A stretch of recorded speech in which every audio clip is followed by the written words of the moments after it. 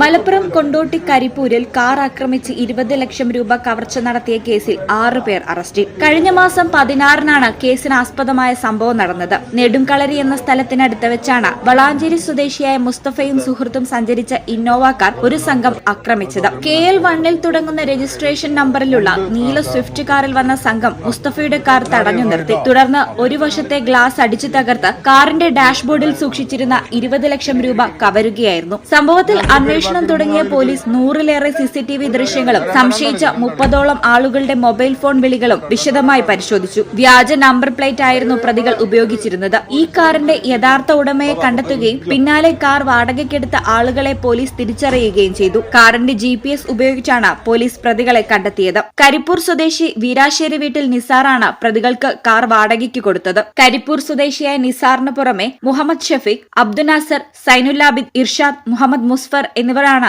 അറസ്റ്റിലായത്. കോടതിയിൽ ഹാജരാക്കിയ പ്രതികളെ റിമാൻഡ് ചെയ്തു. നിസാറിനെ കൂടാതെ മറ്റ് 5 പ്രതികൾ ഗൂഢാലോചന നടത്തുകയും കൃത്യത്തിൽ പങ്കെടുക്കുകയും കവർച്ചയ്ക്ക് സഹായം നൽകുകയും ചെയ്തതോടെയാണ് അറസ്റ്റിലായത്.